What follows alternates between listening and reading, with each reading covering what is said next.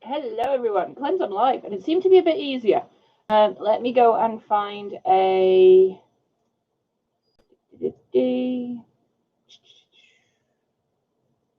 Someone do me a favor and get a link and send it over to Facebook, please. Pretty please. There should be some way that we can get a link. But to be completely honest, I don't want to press anything and mess it up. I might go and see if Tom's about. Come on. Play ball.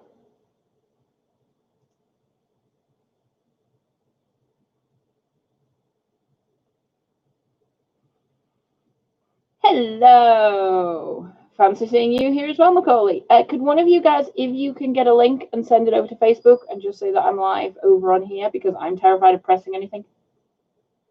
Thank you very much. People are sorted.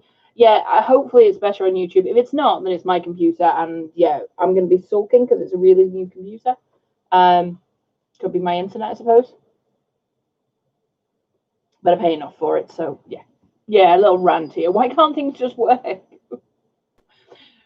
Right, guys. Thank you so much for just seeing the link pop up. So what we're talking about today, weird fish and the science behind them. Now, there's two terms I think people tend to get a bit confused about, and that's species and breed.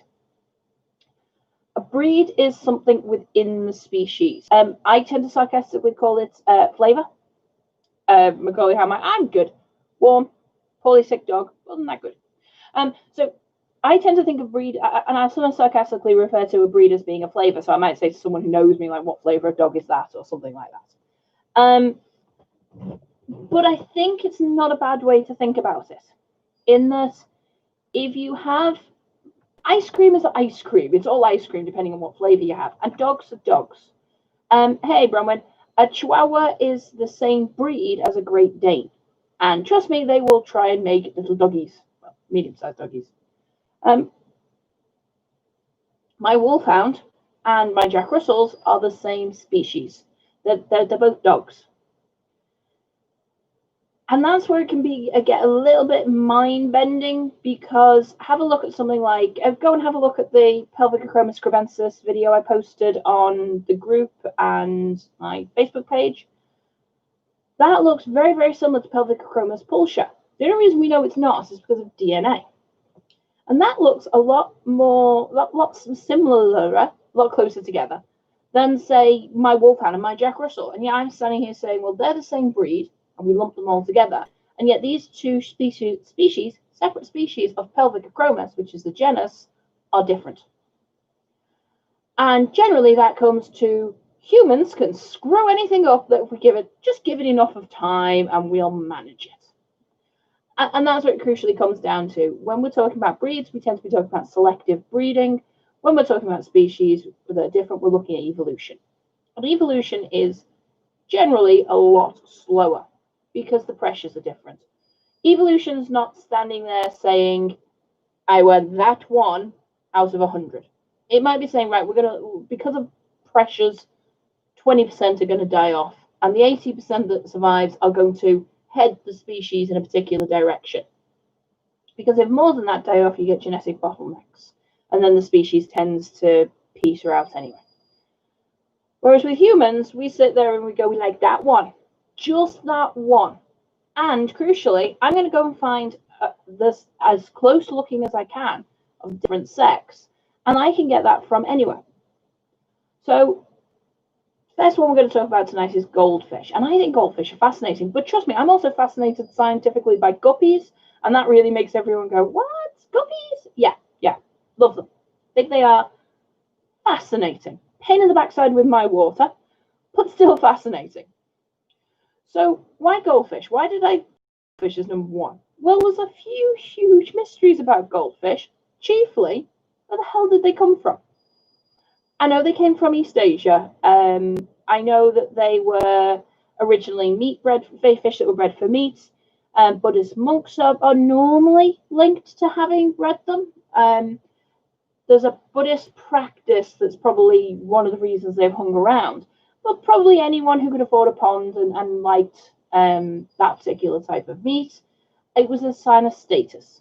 You didn't have to go and fish for food for the table. You had a pond full in your back garden or your front garden, depending on how your house was laid out. And in that status symbol, which would just have been a load of greeny grey, silvery fish that swum round, and you kill one every so often and eat them, you will get natural throw-ups of different colours. Naturally, you'll get greens and golds and bronzes. Now, this is where humans do it accidentally. And I'll come on to something that sort of links to that we in the hobby need to be careful of. When we're going to kill something, or even when we're going to sell something, we tend to choose the ones we don't like. So if you're going to select a fish for the table, and you've got a really pretty gold one that's swimming around, or you've got a bog standard brown one, you're probably going to select the bog standard brown one. So that means next time that they spawn, 3 guesses what's going to happen. The gold genes are winning out quite quickly. Now, I've got the dates written down. We know it's in the, I'm presuming it's pronounced Jin dynasty, AD 265 to 420. We get records of people keeping, we get clear records and clear archaeological evidence of people keeping fish. Sorry, Ethan. I will sort that out, Don. Just nag me later. So we get clear records of people keeping fish and breeding fish and things like that. Now, the problem is with that, well, not a problem. If we're getting records in, 300 AD, it's probably been much, much earlier. When you get records that sort of say, oh my God, this is the most interesting thing I've ever seen, then you probably know it's something new. When you get records that say, and every third house obviously has a pond, then you know it's been around for ages and it's barely worth noticing. And that can be a problem with things that are very, very obvious. I mean, my first thing is in archaeology, and then I moved through different things and then went into how fish eat humans. Don't ask. But I started in archaeology. And one thing we know from archaeology, there's a standard saying as archaeologists in that, what do we know about the Egyptians? And this is until recently. What did we know about the Egyptians? Everybody was young, dead, and rich, because we mostly focused on the pharaohs. And when they died, young, dead, male, and rich, because we had a predominantly overwhelming number of male pharaohs. That's what we studied. It wasn't until we started looking outside and we started looking at like commoners and things like that we found a lot of the assumptions we were making about Egyptians were wrong. So, for example, there is this myth of heavy amounts of slavery in Egypt, when it actually turns out it may have been more of a job retention scheme in the off-season, pyramids and things like that. Why am I talking about this with fish? Because that number of 300 AD, because we're not really looking for it, we may have had goldfish being bred for 2,000, 3,000, 4,000 years for all we know. It's likely, to be honest. It really, really is. Because we know that with any other sort of domestication, you end up getting middle grounds between fully domesticated and wild. And one of those middle grounds may well have been ponds on the side of the rivers. So there may have been a convenient sort of side bit to a river. Someone may have blocked it off and just kept some fish in there. And it's probable that things like that started it. Which means 2,000, 3,000, 4,000 years later, since those early people started keeping fish out the rivers and selecting for them. I'm not even going to, Ethan, no, I'm banning dad jokes, by the way. I seriously am.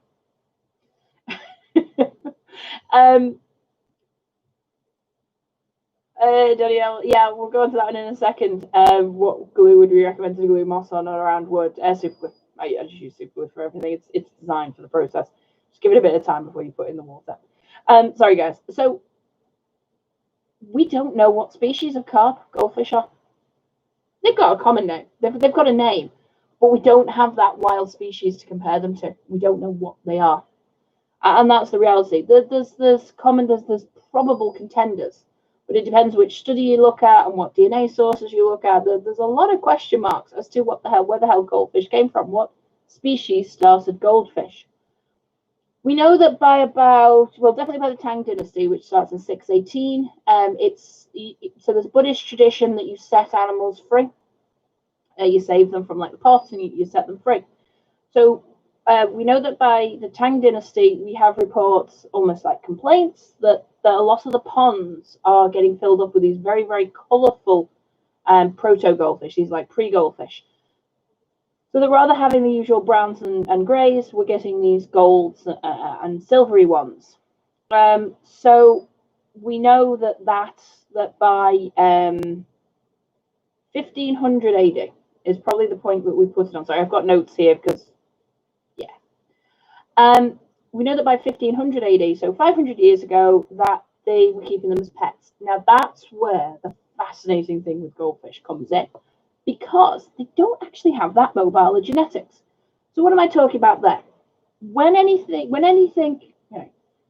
mummy and daddy love each other. No. So when two sets of DNA meet in sexual reproduction, this says, when your when the original cells divide to put the DNA into the sex cells, as they divide, they don't split evenly. They cross over and they swap bits of genetics, and there can be errors, and there can be big errors. Now, in some animals, those errors, I mean, dogs have got really mobile genetics on certain points, but certain fish, stupidly mobile genetics, certain fish, no. Certain fish just don't change. I mean, the coelacanth's probably one of the best known examples. They are evolving, but not at the rate of, say, something like a Malawi. If a Malawi and a coelacanth had the same range of mobile genetics, we'd have like 100 species of coelacanths by now, 1,000. Because Malawi just go, oh, a little bit of a change, I'll branch off into a new species, because their genetics are so mobile. Because there can be so many errors in copying the genetics to make the sex cells. Now, with something like a fish with highly mobile genetics, if you get an error high up the genetic chain, so remember you've got your chromosomes, chromosome 1 is much, much bigger than the lower chromosomes. I'm not sticking numbers on because different fish, different number of chromosomes. Now, if you have an error on the first, say, 10 chromosomes, and that's incompatible with life, so that'll be an infertile egg, it'll never go anywhere. Errors further down the chromosomes, you're going to probably die as a fry. So in guppies, you see belly sliders and things like that. However, errors when you get sort of the smaller chromosomes that sort of control the more finer details, errors in other places, actually they can be very compatible with life, and they can be the change. Goldfish aren't that mobile.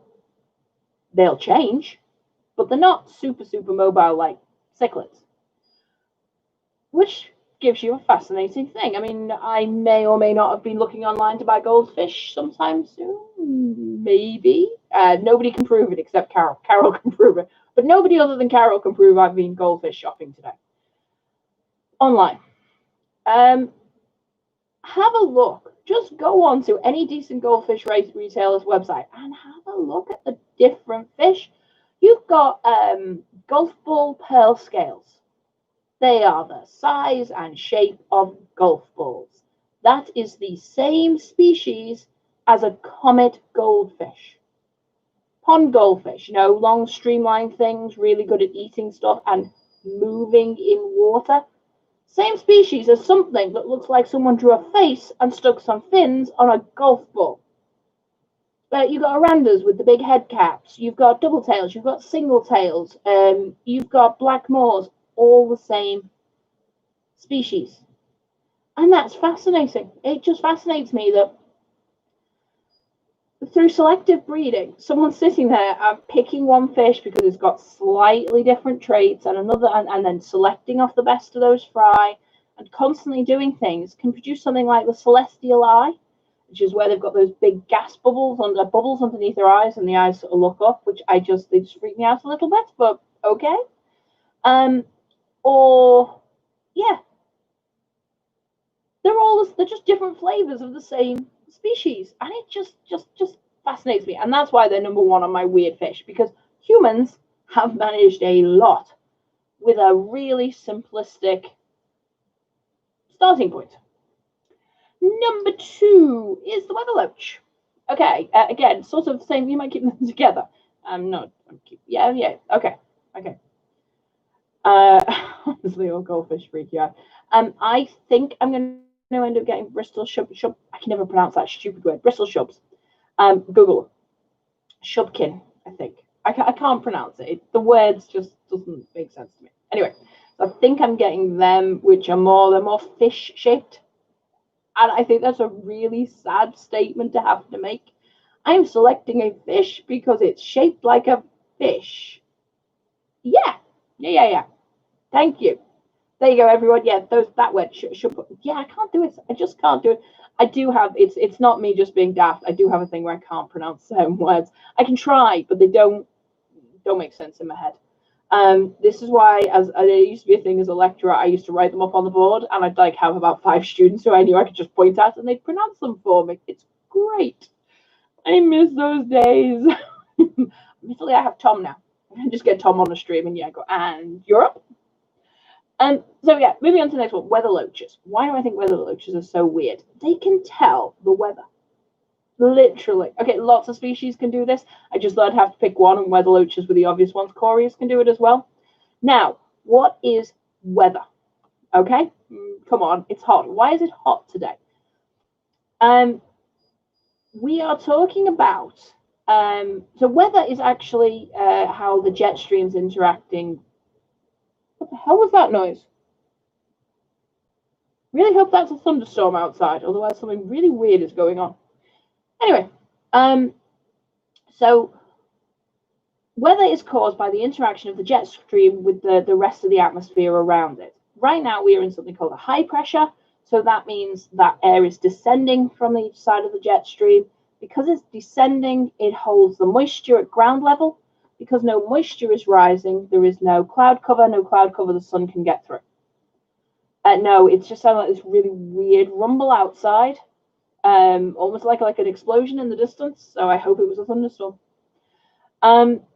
So rain is caused by the opposite. It's caused by air rising. The pressure goes lower. As the air rises, it takes moisture up. The moisture cools, condenses, forms clouds, which rain. So high pressure, sunny. Low pressure, rain. Really high pressure followed by really low pressure, mega rain, storms. The closer together the difference in the high and the low pressure is, equals the faster the wind. And thank you for joining me for your very brief tour through meteorology. Why is this important? Because fish, a lot of fish, not all fish, but most fish have a swim bladder. And we've heard of it. Have you ever thought about what it is? So a swim bladder is in effect a balloon in the middle of the fish. The more air in it, the lighter the fish is, the more they rise. The less air in it, the heavier they are, they fall. That's literally it. It's just a basic displacement. You ever considered where the air comes from? Genuinely? Have you ever sat there and thought, hold on, they're underwater? Where did they get the air from? Coreys can whip up and get a gas bubble, but they hold that in their guts and then absorb it into the... Okay, so what the fishes actually do, it's highly adapted. It filters the oxygen out of the water via the gills, and then that is used to fill the air bladder. No, the swim bladder, sorry. And we think that swim bladders are proto-lungs. So our lungs actually are evolved from fish's swim bladders. And that's what makes it really fascinating.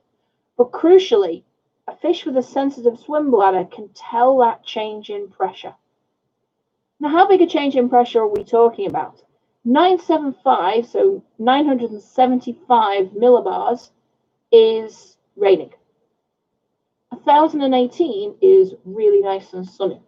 I'm generalizing here.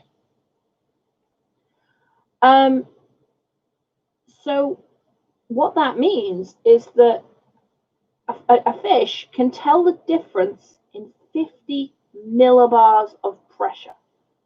So 1,000 millibars is considered average. It's not, it depends on the world where you are. I think in England we get about 980, 990 is our average, something like that. Generally tends to be a bit rainy around here. But a fish can tell the difference. Like, what's that, 5%? It's really good. I teach science. My maths is off tonight.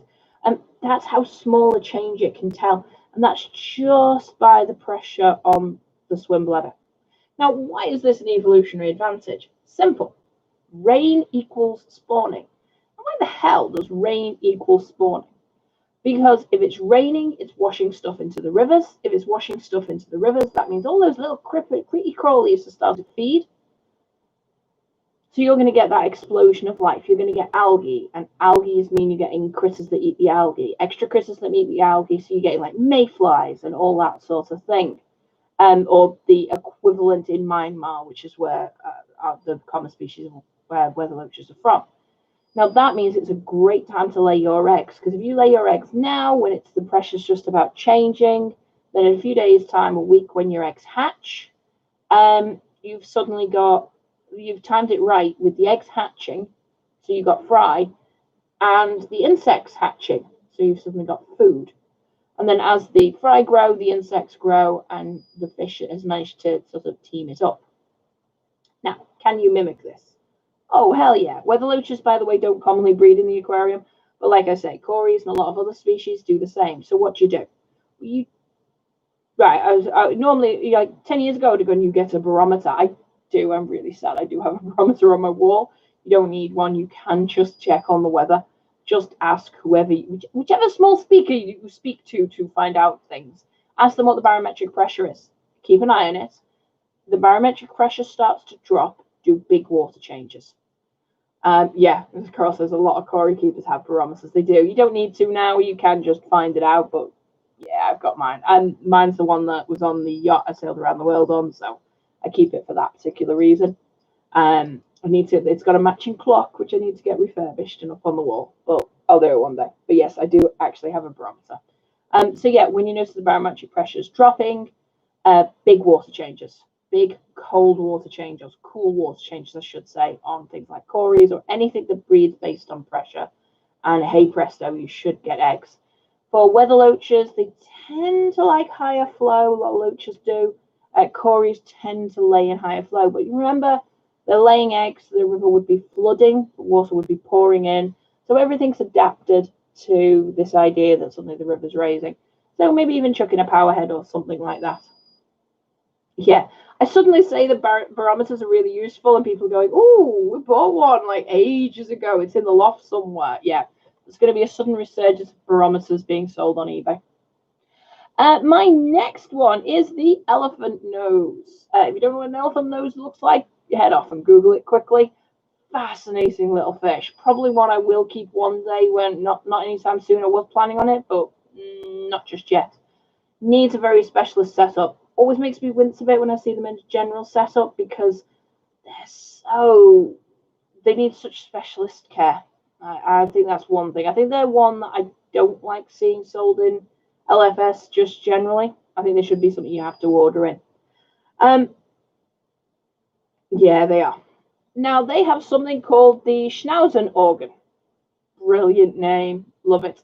And what that is a load of electroreceptors all around, basically under their chin.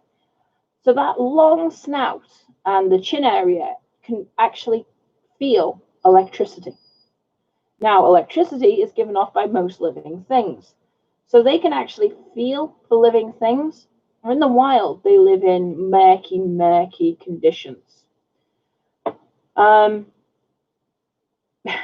saying it is Hasbro still haven't spawned. Interestingly, the pygmy species tend to go off and sort of hide in the vegetation and spawn. So I think it's just a case of stick more plants in and give them time. But yeah, from what I've read up, they tend to be, you sort of notice small ones pootling around one day, then, oh my god, there's loads of eggs stuck to the front. So yeah, the elephant nose. Tiny little nose, needs very, very special. So start to think about why they live in the wild.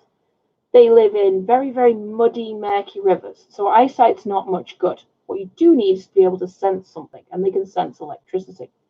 Does this mean we should be keeping them in similar conditions?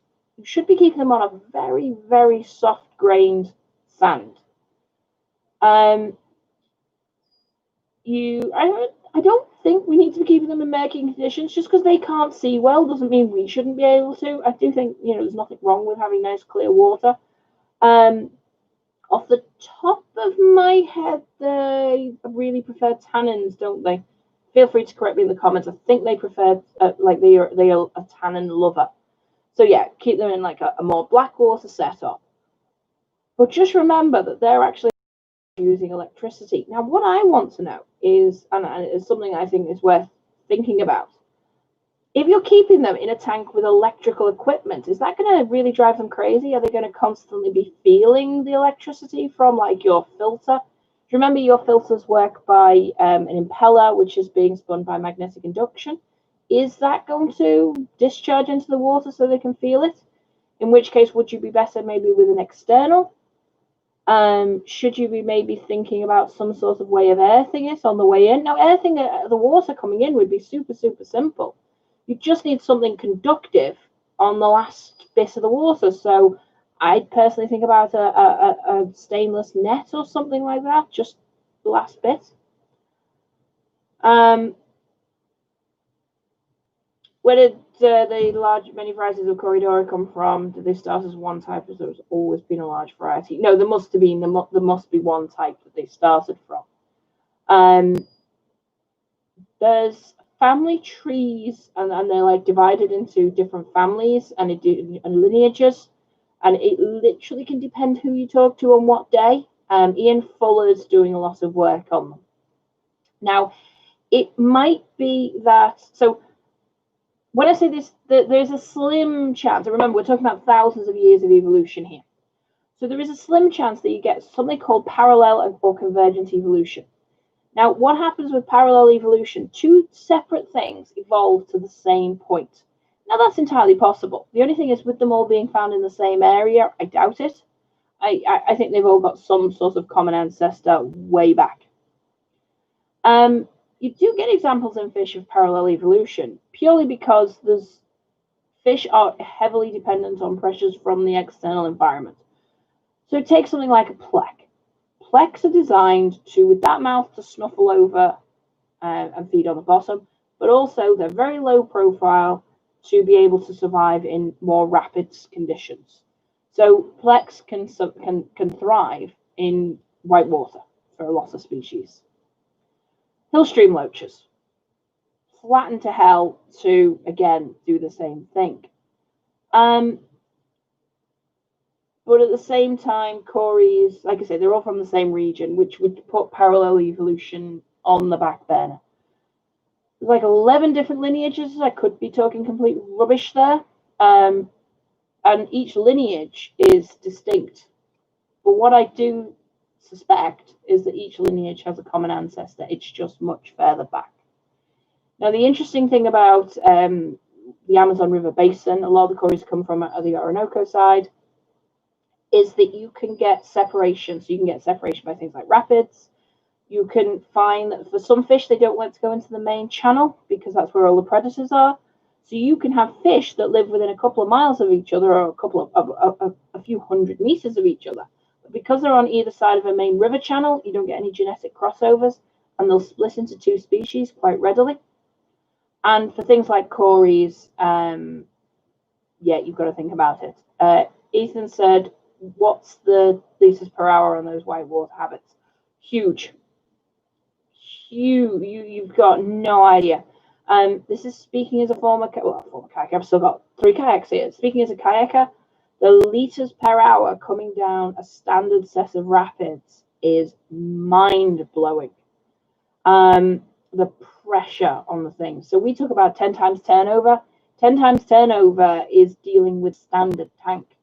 I'd be looking at something like, if you wanted to do a true whitewater habitat, I'd be looking at something like 1,000 times per hour turnover to get realistically on those. So if you've got a 500 litre tank, 500,000 litres per hour turnover, and we're not getting that from an external.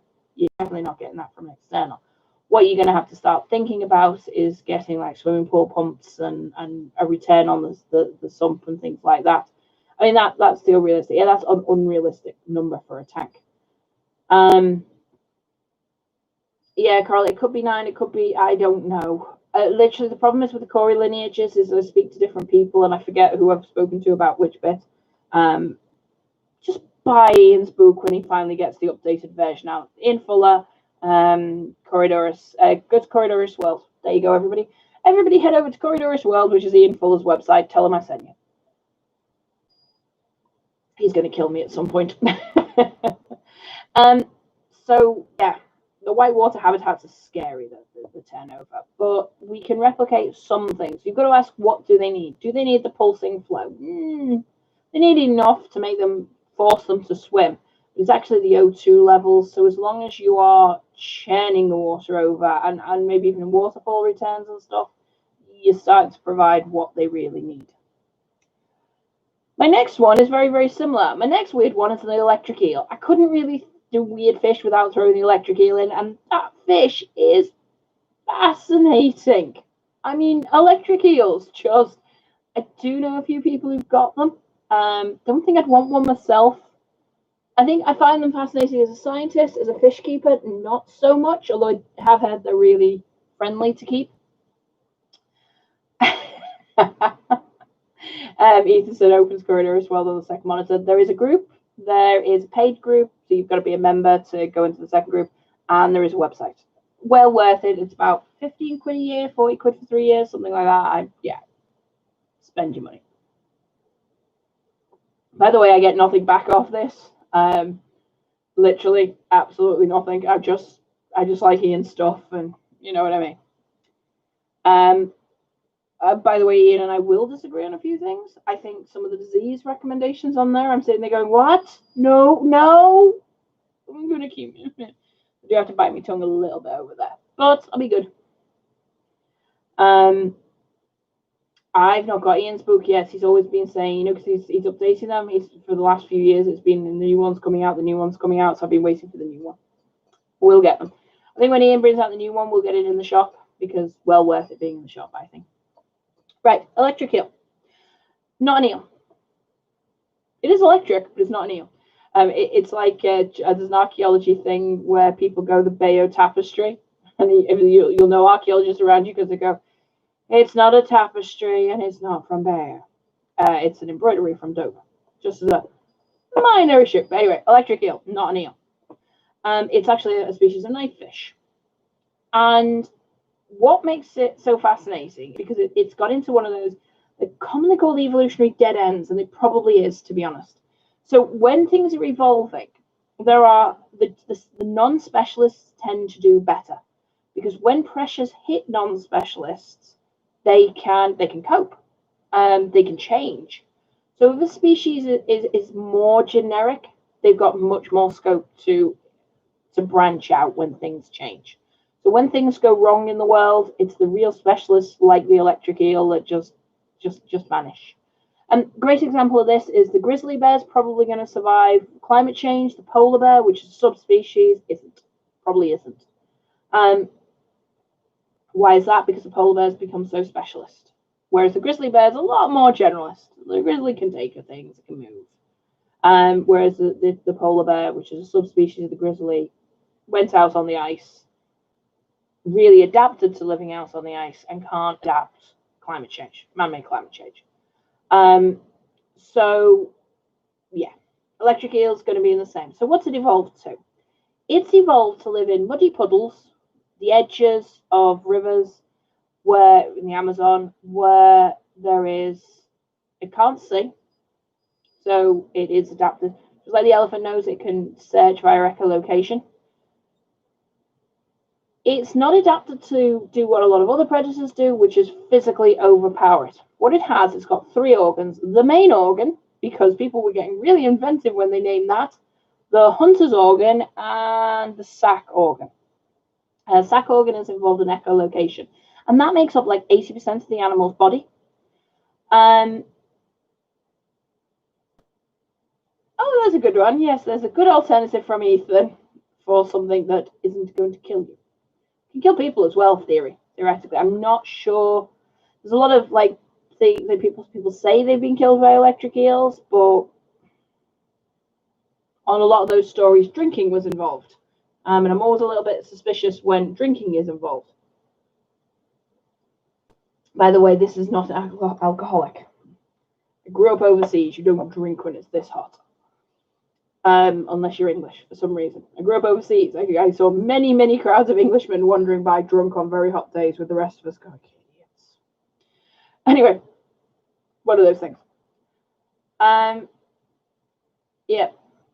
There's a lot of really nice fish out there. Anyway, electric eels. 80% of the body is just made up by organs. Now, have a think about how a battery works. Have a think how electricity works. All electricity is negative charges, or electrons, being passed through something. I talk about this. If you've watched my heater video recently, I talk about this. So, remember incandescent light bulbs? Those evil things that got banned? They should have been. The banning of the incandescent light bulb changed lighting. Let's not deny that one. But I would sound a bit sarcastic. You remember how it used to be a little coil of wire, electricity, electrons used to run through that, and because of resistance and just normal friction, they used to heat up because thousands, maybe millions of little particles were passing through something, resistance, friction built up, and it got hot and it glowed. Electricity. Now, batteries work by having positive and a negative side. And so that when they join together, the negative side all flows to try and balance out the positive side. And your nerves work the same way. You are listening to me by the fact that sodium and calcium ions are passing across synaptic gaps. Why did you decide to refocus the camera? Passing across synaptic gaps and putting positive and negative ions are moving across a gap. Now, what if you can harness those positive and negative ions? What if you can build up sodium to such an extent that when you release it, you can create a lot of electricity. And that is all an electric eel does. It's got effectively electrovoltaic plates, and it's got enough of them stacked that it can store up the ions. Remember ionic bonding when you were in school? Sodium chloride? It just stacks sodium ions and then it releases them all in one zap. And it can get about 850, 860 volts. It's only going to be an amp or so. But that's going to be enough to stun or kill small prey. Now, it's got a couple of other tricks up its sleeve. When it's ferreting around, it can release electricity hard enough to make anything hiding in the meg twitch. At which point it can see it or it can sense it. It can sense the movement. Once it twitches, remember I said it could do by electrolocation? Yay! It can now see it. And it can hunt it, but it can also just zap things. There is, if someone can remind me of the thing, there is an electric eel at one of the American aquariums, and whenever his electricity builds up to a certain point, he sends out a tweet. It just sort of things like that amuse me. There's also a very, very good video where they put a glove in with sensors and got the electric eel to effectively attack the glove, and they shout, and the shout would have probably stopped the person's heart. Absolutely fascinating little fish, or big fish, bloody big fish. Fascinating scientifically. I don't think I'd want to ever keep one. Don't know about anyone out there. Do have friends who keep them, so I shouldn't really say too much. I have very nice friends who keep them, but still. But yeah, just think of the evolutionary pressures that's gone to create the same nerve impulses you have. You've got the same nerve impulses, but they just do it much, much, much more. Right, my next completely weird fish is Betta splendens. Come on, have a think about it. Just think about that one. What the hell? I love them. I keep them. Don't get me wrong. Yeah, imagine if there was a land version. There's not in general because air doesn't conduct electricity to the same extent. Whereas fish, so like sharks can have some level of electrolocation, or certain species of sharks do. A lot of fish do have some sort of electrolocation abilities, and that's because water carries electricity so well. I mean, we can do it to a certain extent. You know, you put your hand in it, and it tingles, and you go, yeah, something's leaking electricity. That can be amazingly low amounts. It can also be amazingly high amounts if you're me, but for most of you, you find out before it hurts. Yeah, Emily was taking the mick out of me a few days ago because of this. Yeah, it gets me all the time. Bettas.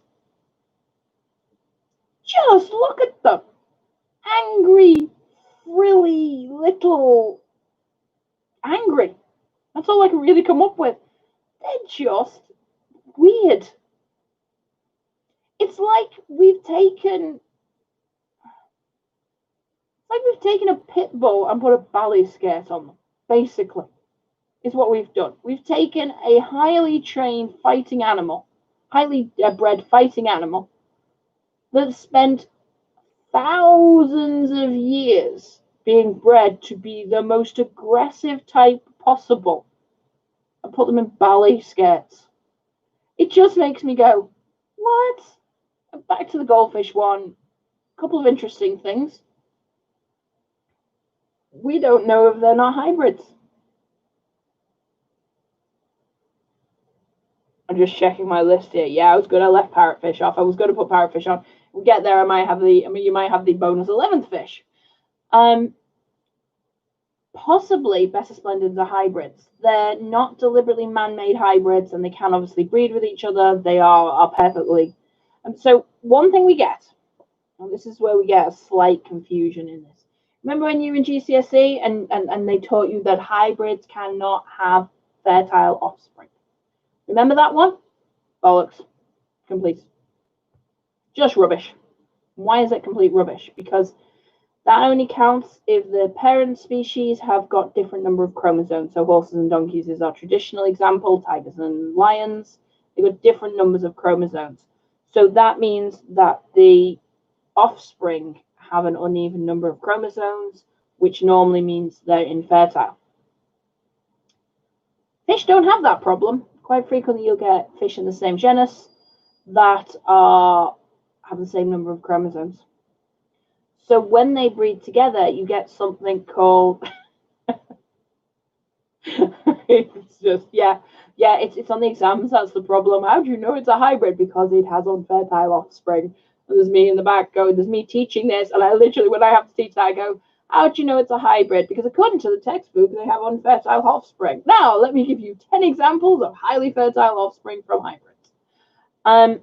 It's just due to the number of chromosomes. If they've got an uneven number of chromosomes, they're going to be infertile. If they've got the same number of chromosomes, and if they've come from the same genus, they're more likely to have that because they're not evolutionarily that different. They're going to be able to crossbreed. This is why Malawi, Mbuna, and that sort of keepers and the fish are going to hybridize. And crucially, those offspring are going to have something called hybrid vigor. And yeah, okay, I was going to try and not rant today, but here's my rant. We as keepers have got a duty of care towards the species that we look after. And I'm saying species, they're not individuals. Look at how many breeding programs are now happening where they're taking animals out of keepers' collections and introducing them back into the wild. Now, the reasons against this, the number one reason against this was always going to be disease. However, you've got things like in Costa Rica, you've got areas where frogs have been wiped out due to disease. And ecotourism is turning out not to be the godsend we may have thought it was, because in many areas we're finding these smaller animals. It's great for the sloths, the tigers, the elephants, the lions. Ecotourism can be brilliant for them.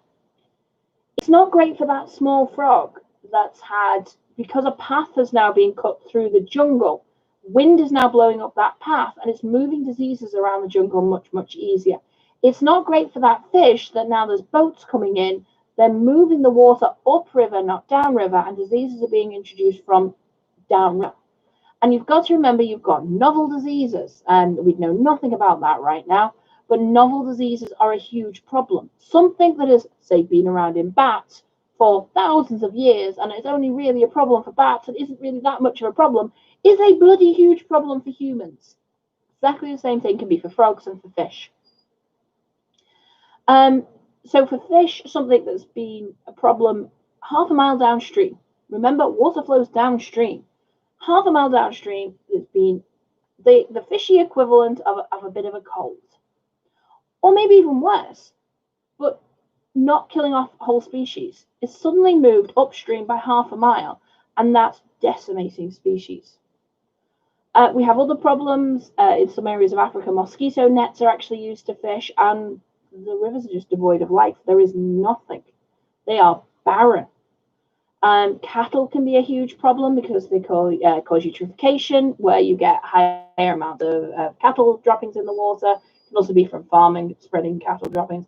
Runs into the water, causes a rise in ammonia, causes a bloom in algae, etc., etc., etc. Don't have to tell fish keepers why that's a problem. Reduced oxygen, dead fish. So we have areas where it's sterile. Like there's nothing there. There's nothing there. And we've come along, and the keystone species, the main ones, have been reintroduced. And I'm talking about your sloths, your dolphins, your tigers, your very pretty butterflies, the ones that WWF and Chester Zoo and all that. Chester Zoo will hold their hands up to doing this. Nobody wants to really spend a fortune reintroducing a particular species of dung beetle or snail or fish. Boring grey-brown fish. Do not want to spend a fortune reintroducing it. A very colourful bird that also lives in the area, the jaguar, elephants, yeah, those don't. So if you get the environment right for them, suddenly you open the gates to being able to reintroduce other things. Except zoos aren't an infinite resource. They often don't. Think about a zoo. Take Chester Zoo, for example. How many aquaria has it got? Realistically, I don't know the answer to that one. I could find out, but it's got one. I'm going to go to pull the number 40 out of a hat. 40 aquaria. Okay? How many aquaria has Tropical Fish Keeping UK got together as a group? Given how many of you buggers have got multiple tank syndrome? 100,000? 200,000?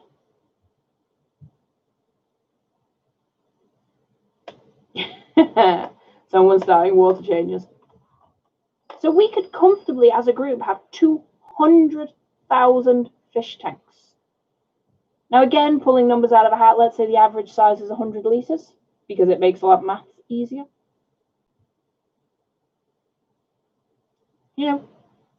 20 million litres of water just dedicated to keeping fish.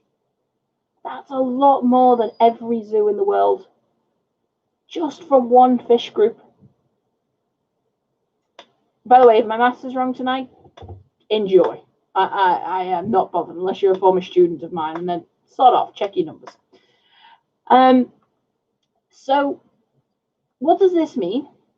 It means that we could be the savior of many, many species. The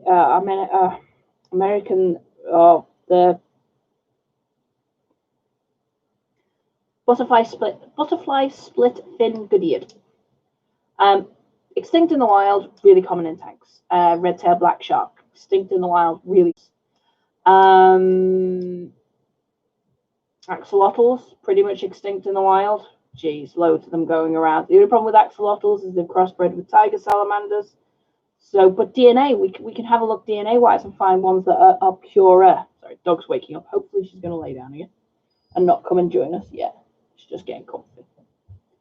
And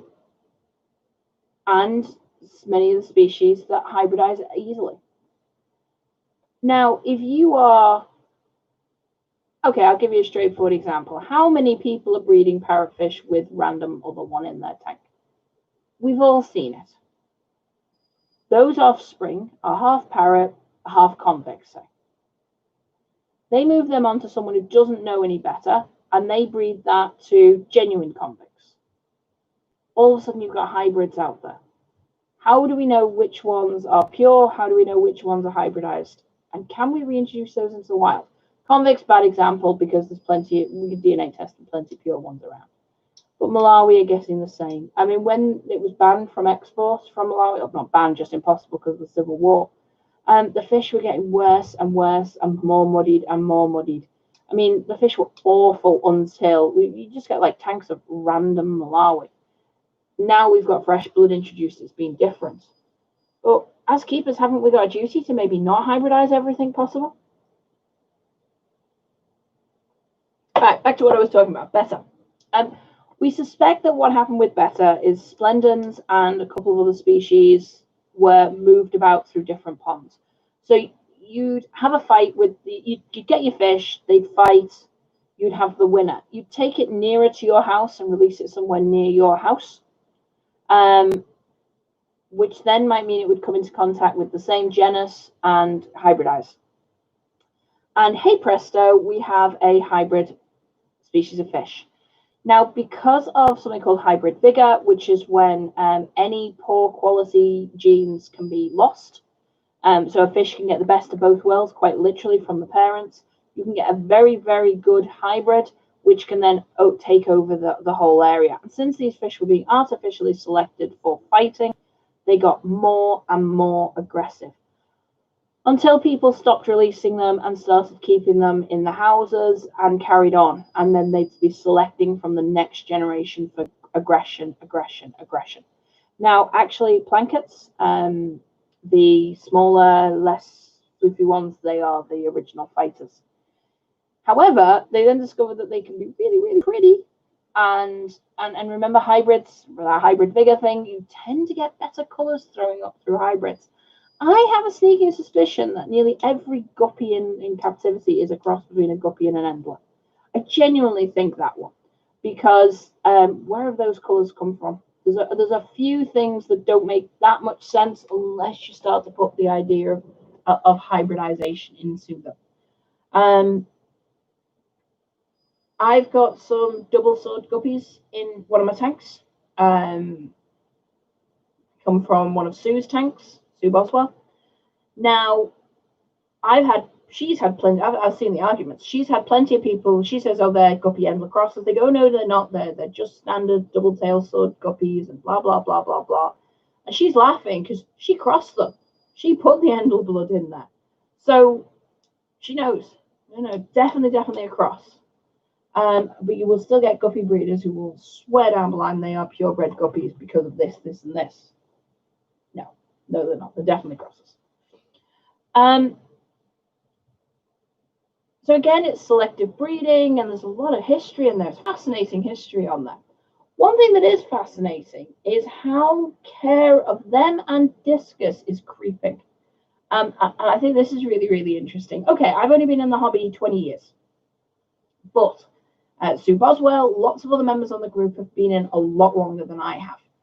And even in the 20 years I've been in the hobby, things have crept. What do I mean by that? Well, take temperature. Temperature is a good example. When I started, we were talking about 23 to 25 was where you kept your fish. And if you get like the old thermometers, there was a little green strip between 23 and 25. That was where everyone was meant to keep their temperature. Then it went 23 to 27 because they acknowledged that some fish did need to be kept higher. Now, when you talk to people, it's at the low end, 25 to 27. But we're creeping up. Discus, I remember, were 28. You kept discus at 28 because they like the higher temperatures. Then it went 28 to 30. Then it went sort of 30. Now it's, well, I've seen people saying 32 to 34 now. That is one hell of a creep. Wild discus, you keep it like 27. But people are recommending 34. Now, better are the same. Hold my hands up, I keep mine at 26. One of the crucial things about betters is that they are adapted. Now, take the studies. Go and have a look. One interesting thing about better is they cross over with a lot of rice paddy. So you can get the rice paddy study data. And by the way, that's the same environment as the betters that grow, the wild betters are growing up in. Now, if you look at the rice paddy data, yeah, it goes up to 28 in the summer. Yeah, I repeat, in the summer or in the hot period, it goes up to 28. In the cold period, it's a lot lower. Now, why are better air breathers? Because they are forced to the edges because of predation. During breeding period, which is the warmer period, they're not forced into the edges all the time. They go to the edges during breeding period for the most. In the center of that rice paddy, the temperatures are 23 to 27, depending on if it's in shade, out shade, time of day, all this sort of thing. It is not high temperatures year round. They can cope, they can thrive in high temperatures. but they can thrive in slightly lower as well. So I always think, right, so right now my snakehead tank is set at 18. It's right now sitting at 24. Fine, they'll be fine with that. They're happy with that. I'm probably going to take it a little bit higher before I start to let it fall off for the winter. I'll take them down to 14 over winter. Betters have a very, very similar adaptation. They air breathe because they have adapted to those stagnant edges where the predators aren't. Snakeheads have adapted to those stagnant edges where the prey is. So that they're in, we refer to it in evolution, teaching anything evolution in anthropology, you tend to use the analogy of the lion and the gazelle. Or the cheetah and the gazelle. Cheetahs have to be, a fast cheetah catches his meal. A slow cheetah dies. So every generation, cheetahs get slightly faster. Why is that? Because a slow gazelle dies and a fast gazelle survives. So every generation, the gazelle gets slightly faster. And you can use that analogy on any chase them down, catch them sort of prey. So all around the world, you have a similar relationship dynamic going on. And in fish, you'll see that same dynamic. Some prey species are getting forced into the edges where the bigger predators aren't, and some predators are adapting to go into the edges because that's where the prey is. And snakeheads and better are a good example. Betters are getting forced to the edges to hide out to protect their fry during breeding season, and snakeheads are going into the edges because, hey, easy pickings.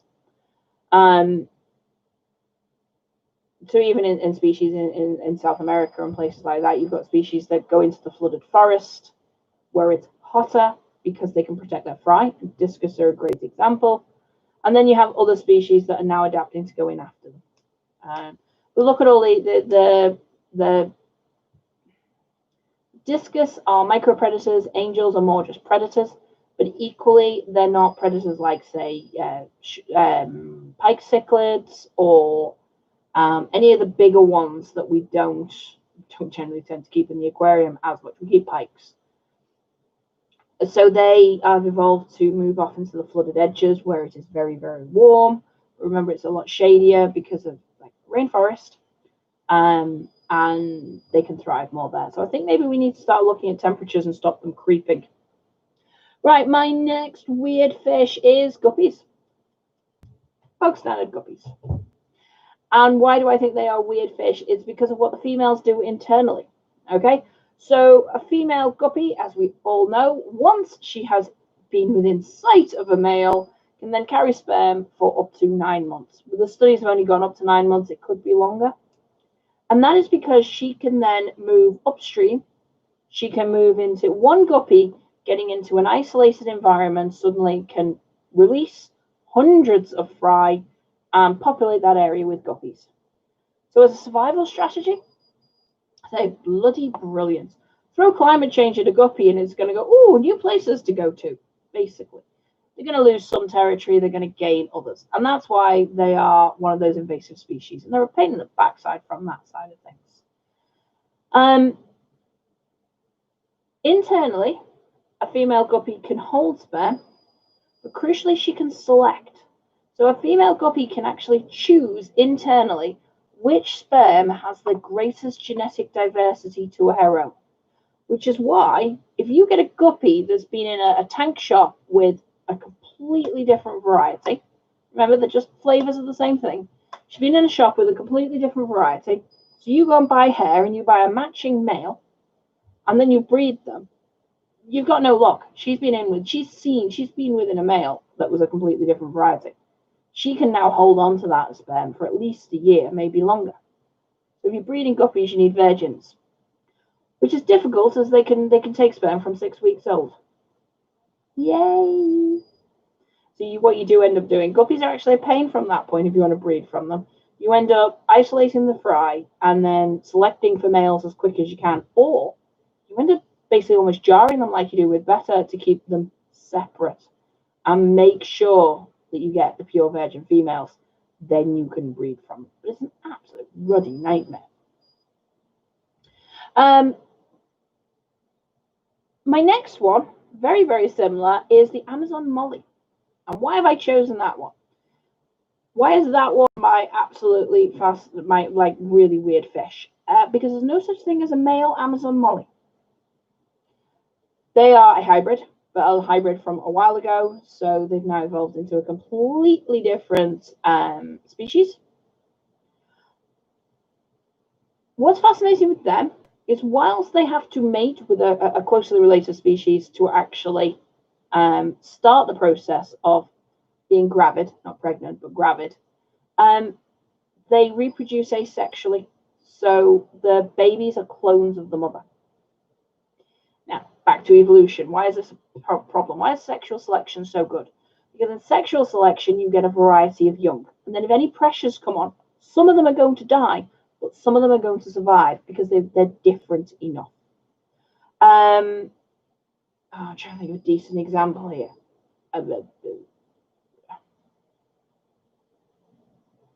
Okay, so take a guppy. Gets trapped into a pool. It gives birth to 200 fry.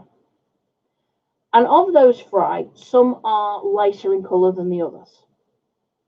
The lighter coloured ones will be slightly cooler than the darker coloured ones. So when the pond heats up, the darker ones are going to drop dead first. Or a predator suddenly gets introduced into those areas. The ones that can actually swim away will survive. The ones that can't won't. All these sorts of things. With the Amazon molly, every brood is relatively similar. There'll be a tiny bit of change. There is a little bit of variation when the mother's genes copy and that sort of thing. Yeah, similar to parthenogenesis with mourning geckos. Yeah, definitely, Ethan. It's the anaconda. No, the anaconda doesn't need to be present with a male, but the similar process goes on. So we know that if you get, so in theory, eggs could start to randomly split, but you need something to start that split. In normal sexual reproduction, it's the sperm entering the egg. You then get two sets of genetics, and then it starts the process. We're not 100% sure on an egg level what starts the process, but we do know that a female Amazon molly, isolated, showing no males, will not breed. When a male of, I can never remember the other species, it's one of the parent species that made them a hybrid. When a male is introduced, they will mate. She will then give birth, but if you check the DNA of the young, they are all clones of mum. What's the advantage of that one? Absolutely no idea, because she still needs the male. So clonal reproduction is great in species where, so the stick insects are a great example. Stick insects can, a female stick insect can give birth with having seen, or lay eggs with having seen no male. Absolutely fantastic, because if she's stuck somewhere and there's no males around, she can lay eggs and she can carry on her species there. If she meets with a male, they will mate and she will lay eggs much quicker and they will hatch much quicker. And they will have more genetic diversity. Oh, and there'll be males in there as well, which is much better for carrying on your species as well. What the hell is the evolutionary advantage in the Amazon molly? Because they're going to end up in a genetic bottleneck where they can't introduce new blood because they're all clones of each other. So it's going to take like one disease to wipe them all out, and that's the problem. And that is one of the main reasons that we need genetic diversity, because otherwise diseases will just go, right, figured you out, let's wipe out the lot. That's why genetic bottlenecks are a really bad idea as well. My next weird catfish is probably my least favorite one in the hobby. Why? Because I'm violently allergic to them and they scare me a bit because of that one. And it's the walking catfish. And when I was involved in rescuing fish, they are one that comes up a lot. Clarias catfish, the walking catfish. They are a nice looking fish because they've got quite nice bold patterns. They're quite personable because they'll come up and feed and they'll like look for owners and stuff like that. They are escape artists. They're covered in a mucus. Now, when we talk about, there's all those jokes you see online, like a fish getting nagged and it walks out of the water. But start to think about the process of a fish coming onto land. Mud skippers are probably a good example in that they've adapted. You can see how the gradual adaptations happen there. Fish that were able to survive a little bit longer out of water could evade predators, and it could have been just been seconds, but that one evaded predators, so the next generation could last a second and a half, and so on and so on and so on. So mud skippers might be the example. Walking catfish and snakeheads are coming out from a completely different angle. They don't traditionally stay out of water. They only do it to move ponds. In Florida, you'll find a lot of pond keepers have actually got specialist fencing around their ponds because invasive catfish, walking catfish, will actually walk into their pond and eat everything overnight. They're an absolute nightmare over there. And they're not the pretty coloured ones either, but they are aquarium imports, which is a bit... Half the time when aquarium imports are released and everyone's whinging about them, it's not aquarium keepers, it's often aquarium farms have had an escape, like they've been flooded or something. And we do know in Florida that there was a very famous, died in the last few years, famous fish ichthyologist, we'll go with ichthyologist, who had a lot of breeding locations in the area. So it's possible that they accidentally released them. Now, how do they and snakeheads do the same thing? Right, so they've got really strong pectoral fins so they can pull themselves along. The slime coat can be overproduced to cover them in a mucus. Once they're in that protective mucus, then they don't dry out as easy, so they can spend hours, maybe even days out of water. And they're adapted to be air breathers, so they're not going to suffocate on land like a lot of fish are. So you might be literally seeing how our early ancestors dragged themselves out the water and started to move around. So you get fish that are able to literally just pull themselves out of one pond and into the other, or even just pull themselves across bits of shallowing water. Next, the walk extends and extends and extends and extends.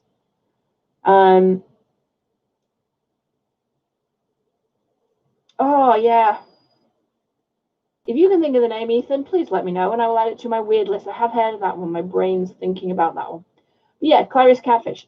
The other thing is, if you are a fish who is going to get onto land and have a little wander around, that's called easy pickings. So what do they have? Bloody great big venomous spines along their back. Described as being like a bee sting, and is one that a lot of people like me can be allergic to. They get big. They eat everything. And they're one that people get because they look cute. And isn't it a cool idea to have a walking catfish? When the fish has gone for the 9th wander around the kitchen and eaten every other fish in the tank. Or even better, got out of one tank, walked along and popped themselves into another tank and eaten everything in that tank. People ringing rescue and saying, get rid of this thing for me. Well, sadly, there's not a lot of people that will take them. And even in rescues, there's people like me going, I can't take them. I used to have a couple of big tanks here for quarantining any rescues before they got moved on. That was one fish I had to say no to, those and pangs, because I just didn't have the space for them. So yeah, talk about a weird fish. Think about that one. That's like getting close to a pet that, I mean, in theory, walking catfish are very, very close to getting out their tank, having a stroll round, climbing up on the couch next to you with the dog and having a snuggle, other than the fact of being venomous and things like that. And please don't take your walking catfish, force them to get out of water. But they are ultimately evolved to be able to do this sort of thing. I've picked this next fish for weirdos, not... Its diet may be in doubt. There's scientifically, there's a bit of a doubt, but what I wanted to look at was fish that have gone down an incredibly specialist dietary route. So the one I picked is the Malawi eye biter, but there's lots of other ones you could throw in to fill that gap. Fish that have decided to go for such a specialist diet that we're sort of sitting there going, how the hell do you survive on that? So the Malawi eye biter is, well, there you go. The Malawi eye biter is a Malawi eye biter. It's a fish that's presumed to live entirely on eyes. So it will dart out, sort of grab on and bite the eyes out of the heads of other fish. And the eyes have been found in the gut contents. The problem is there's not a lot of nutrition in an eye. Maybe they're doing it so they can then carry on attacking the fish and eat the rest of the fish, maybe. But there are fish that live, such as a species of piranha that just lives on darting out and grabbing a mouthful of slime coat, and it actually survives on that. There are fish that survive purely on the feces of other fish. There are obviously fish that are cleanup sort of station fish that survive on just the remnants of fish in another fish's mouth. There are some that survive on just the stuff on turtles' backs. It's really fascinating how some fish have gone down a very, very narrow route dietary-wise, and also raises interesting questions about keeping them in the aquarium. I will say they've probably not adapted that far that you can't just feed them the genus diet, so what you'd feed anything else in the genus. And it'd be really interesting to see how they react to that one. If you've got, like, there's a slight difference in some things that always worries me when they're really, really specialist. So we know that fish that live in black water have got a special adaptation because tannins bind to proteins and mean that fish can't absorb them. Fish that are evolved in black water have an adaptation to be able to split the tannins from the proteins and absorb them. That's why you should never keep hard water fish in a tannin-rich environment.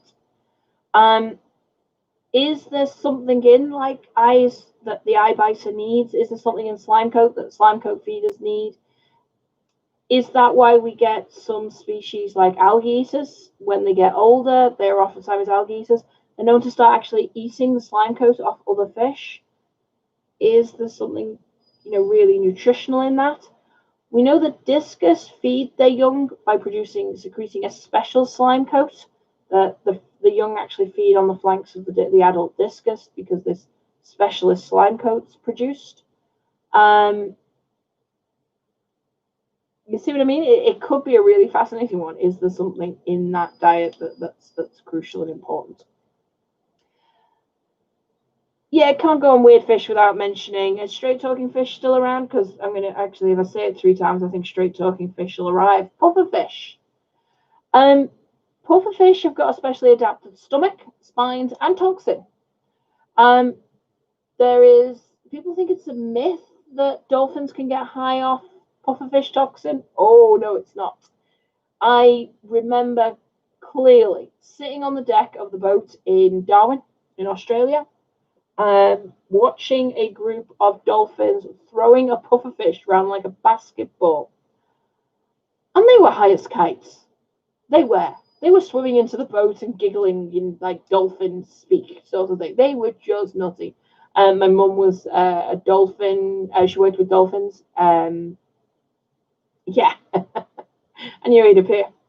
So my mum worked with dolphins when I was a kid. One of the last dolphins she worked with was one of the last dolphins in captivity in the UK. By the way, she fully supported the ban on, fully supported the new guidelines on how to keep dolphins that effectively became a ban. Dolphin keeping is not illegal in the UK, despite rumour. You just have to have very high welfare standards, and nobody could do it. So they released 2 of them, both of which died. Still annoyed about that one. One of the ones my mum worked with was due to be released, but luckily, luckily she died before she was put through the stress of being flown to the Caribbean, released in the wrong ocean, and then starving to death, which is what happened to the other 2, sadly. So mum was like, she's like, yeah, they're high. They are most definitely high as kites. So dolphins will use the toxin on pufferfish, and they'll actually have a little chew on them, and then they will pass it to a mate. It's hilarious to watch. Not for the poor pufferfish. I will admit that once they were a bit merry, the pufferfish dropped into the water, deflated, and shot onto the boat. And I saw it the next day, and it was fine. But it did make me giggle a bit watching these dolphins just baked. So, why are pufferfish? So what's the advantage, the evolutionary route pufferfish have gone down? This is on the marine ones, and the route into freshwater is a bit murky. But on the marine ones, we know pufferfish can't swim very well. They've evolved to be small, slow swimming, medium-sized, slow swimming fish. Some of the fins have regressed. Some of the fins have joined up together. And it allows them to get into the cracks and crevices they need for feeding. What it also allows them is to be very tasty snacks to any predator wandering by. So small young pufferfish can't really puff up very much, the larval form, and they are protected by pufferfish toxin, tetrodotoxin. What's interesting about that one is that the adults have got it, but not to the same extent that the larvae have. So it's probably an adaptation from the larvae that then carries on in some. What do the adults do? They try and make themselves as big as possible, and they do this by swallowing water or air full of pufferfish out that's not inflated, and it will inflate into their stomachs, which are really elastic and start to expand. Now, how are they going to evolve to have an elastic stomach? Simple. They're pigs. They will eat as much as they can stuff down their gobs. So an elastic stomach is an adaptation to be able to eat a lot. They probably evolved in a feast and famine situation. We eat now or we don't eat at all. And then found actually that by gulping in water, they could make themselves bigger. Well, now you're on an evolutionary trick, because the next generation, the one that can get more water in the stomach, can be a bit bigger and a bit bigger and a bit bigger. At the same time, they start to get sort of protrusions under the skin, and they become more and more spine-like. They lay down flat or they're hidden, depending on the species. And then as the stomach expands, everything stretches and becomes sort of tense and taut, and all the spikes stand up.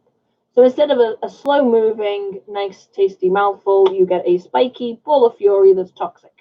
And most predators quite rightly go, "It's all right, thank you. I'll just leave you there." Some eels will eat some parts of some species of puffer, and they go in underneath, tear apart where there's no spines, and then they get in and they eat part of the meat. But again, it's a very specialist feeding, because you've got to know which parts and which puffers. I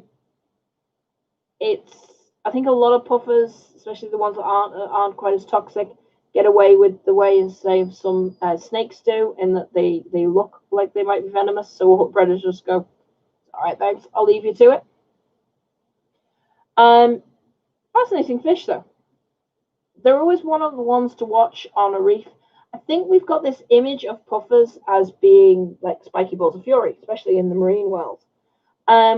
When you're down on the reefs, they're the interesting, because puffers aren't exactly going to be predated on, so they're not that scared. So they will come over and have a little. Lionfish are another bugger for doing that. Lionfish will come over and have a nosy at you, and they freak me out because they are venomous. But yeah, pufferfish will come over and be pootling around, and while you're working on a boat or something like a shipwreck, there'll be a pufferfish coming around, going, "Ooh, what you got there? Ooh, have you got something interesting I can eat? Oh, you have that. I too like that." They're absolutely amazing, and quite frequently there's some fish that if they get in the way, you can just put your hand on and push them away, and puffers are one of them. Don't try that with congers or moray eels. Never try that with moray eels, by the way. If there's a moray eel ferreting around underneath you going, "Yeah, you have food," you just leave them to it. You go and find somewhere else to work for half an hour, or if there's a notorious one on there, you take down a gauntlet to actually be able to move them, because morays get nasty. Puffers just tend to go, "Oh, you moved me," and pootle their way back over. So as long as you're not doing anything dangerous with them, you just spend a few minutes going, "Over you go," and it spends a couple of minutes going back again, and you move it again, and it comes back. Absolutely fantastic things. My last one is probably one of the ones that we don't talk about too much. Fascinating, but actually encompasses two weird fish. Yeah.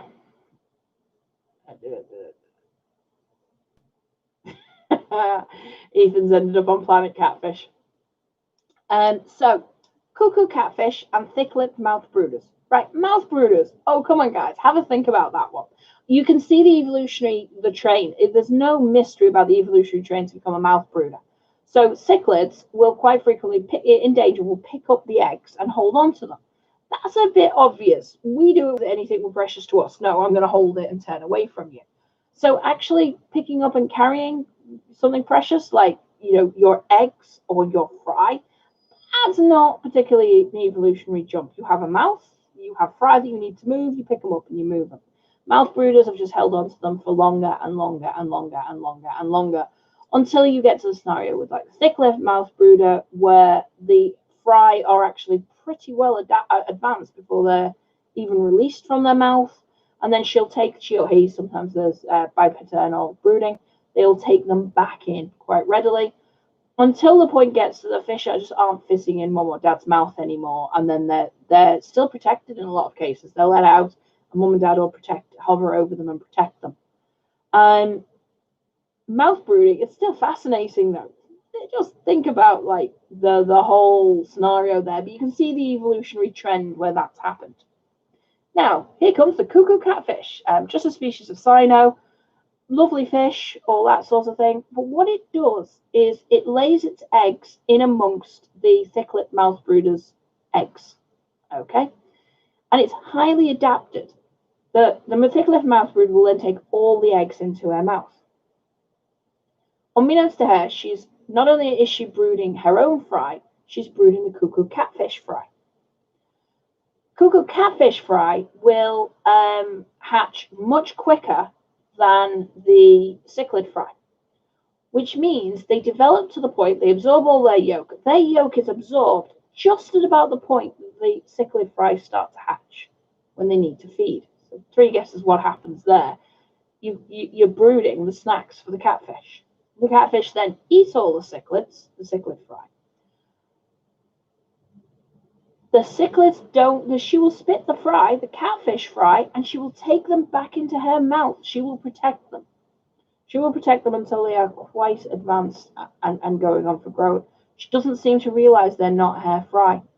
Even if she spits an egg out and it develops, the catfish seem to hang around the area. And then when the fry are released for the first time, they jump in and they are taken back into the mouth. So it's an incredibly developed system where the cuckoo catfish relies, just like cuckoo birds rely on other birds to bring on their chicks. They don't build nests, they just lay an egg in someone else's nest.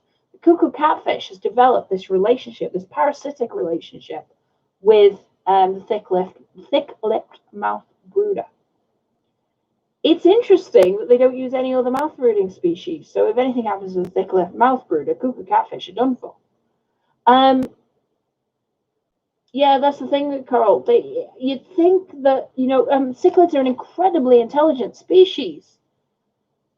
But we know from mammals that have a lot of equal level of intelligence that you can put a kitten in with puppies and the mothering instinct will take over and a dog will look after them.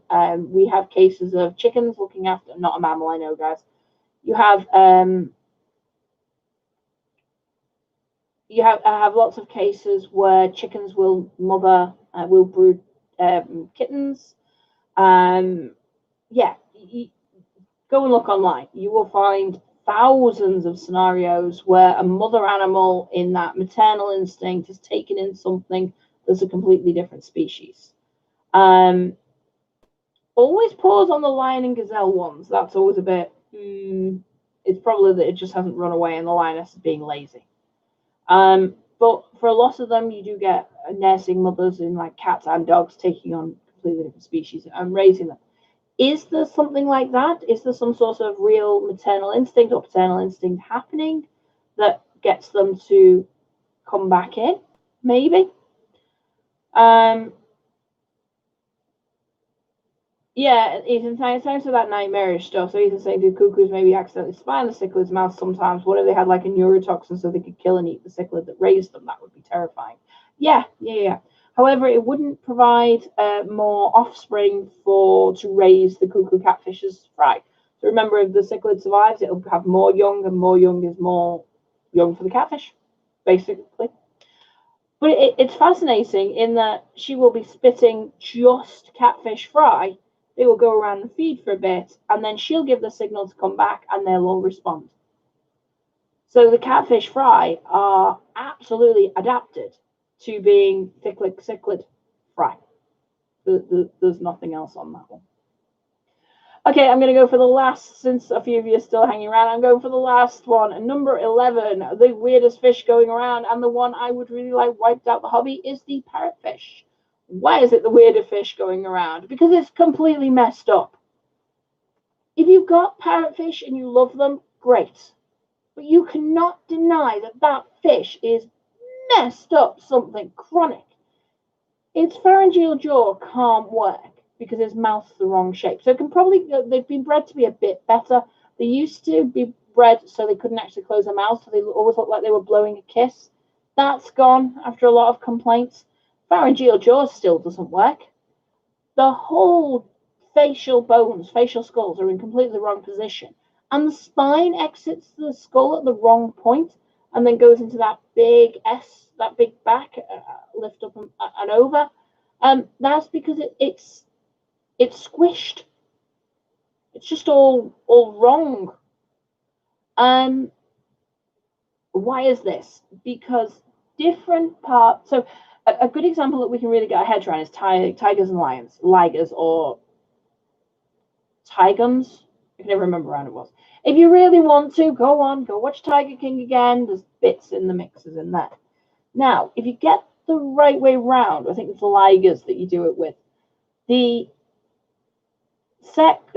growth prevention hormones, the hormone that says enough's enough, stop growing, are on the other. So like the female of one species has the growth stop hormone and the male of the other species, and neither of them are in the liger mix. I think it's a male lion, female tiger. If it's that way around, the female lion has the growth stop and the male tiger has the growth stop. So there's nothing to stop them growing. So they have short lives because they don't stop growing. And they get much, much bigger, which isn't a good thing. That's a straightforward example of when you mix two things of very, very similar species where you're going to get mistakes. So you might get the bit that has the correct shape for the spine. It might be on a different species. You might have different bones coming from the different species. And remember, parrots aren't one. They could be up to 8 different species rammed in there, artificially bred in labs. Okay?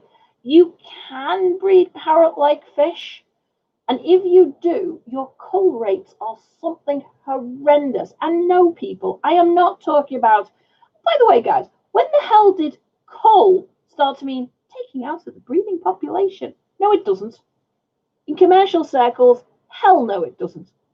I don't care if people talking about their cherry shrimp breeder, which means that they're putting them into a Skittles tank. We're not talking about that. We are talking about commercial breeding. Cull means one thing, killing. And it's generally done by mincing them up to feed to the remaining fry. Koi are really bad for it. It's 1 in 3,000. For to get a decent koi, 3,000 young have been culled. Numbers gone down slightly since you're now getting a lot of places that sell the lower grade fry. I will say on that one, it's getting slightly better on that. Parrotfish, I reckon it must be in the thousands, 1 in every 1,000. Because when people have done that cross in the tank to try and get something similar, they've known how many thousands have just been useless, or how many, tens have been useless out of that mix. It's how it's done, Coral. They tend to just be thrown in a bucket nearby with minimal amounts of water and then just fed through a mincer, which puts the meat, the body straight back into the other fry to eat. Similar way to male chicks are done, yeah. But unlike the egg industry that's trying to get its so sex determination on the eggs isn't a thing, so that only female chicks will be born. The breeders doing parrotfish and stuff like that, they don't care. It's just, and if they cared, they wouldn't be dipping them in acid and dyeing them, or tattooing them, or cutting their tails off. That's how you get Hong Kong parrotfish, the ones that are heart-shaped with no tail. It's not a genetic deformity. It's done with a pair of scissors and no anesthetic. And there's plenty of videos out there. People who oink them up, cut the tail off, drop them back in. If it gets an infection, they kill it. Otherwise, it's fine. Literally, getting Hong Kong parrotfish is like supporting someone cutting the back legs off a dog and then going, oh, but it's cute. No, it's not. It's really not. So yes, number 11 on my list of really weird fish, and not in a good way, is parrotfish. Their genetics are all just so mixed up. that the skeleton's the wrong shape. Yes, some parrots go on to lead approximately healthy lives, and by that we mean they lay eggs and they feed. And they beat 7 kinds of hell out of everything in the tank that they can. They can't communicate because they're the wrong shape and they're the wrong colours. They don't know what the hell species they are, and they're not a mix of nice, gentle species. They're a mix of some really nasty bits, nasty, brutish cichlids. I don't know, I've kept some of them. I love them. I keep them on their own with no other fish, but because their mouths are so deformed, because they can't swim, because they can't smack into things, they're sold as community fish. So effectively, it's like taking an alligator, chopping off its jaws, cutting off its legs, and then going, it's fine, it can't bite you. You're right, but it's not fair on the alligator. Or breeding alligators to have no jaws, to have like no teeth, and a jaw that can't open properly and no legs. Or breeding them with very short legs and then just cutting a couple off because it makes it easier to look after them.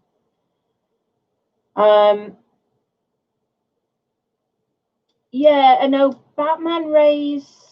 The jury's out on Batman rays. There's another weird fish. Go on, everyone, go Google Batman rays.